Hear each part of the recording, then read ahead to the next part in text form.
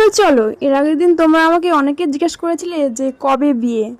তো বিয়েটা কি সত্যি না মিথ্যা তোমাদের সঙ্গে আজকে শেয়ার করবো। So hello everyone, welcome my another mini blog. তো সেদিন আমি আর বুনু চলে গেছিলাম একটু বাজারে।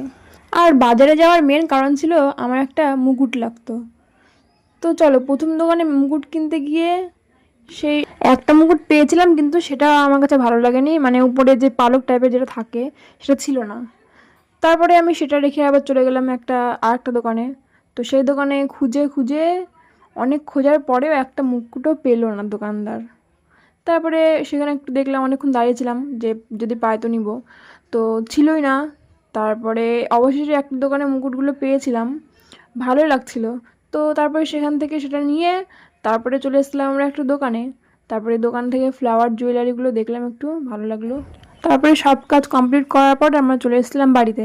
আর পুতুলগুলো কিন্তু খুবই সুন্দর লাগছিল দেখতে। আর হ্যাঁ, আমার বিয়ে না, আমার একটা শ্যুট ছিল, সেটার জন্য আমি মুকুট কিনতে গেছিলাম।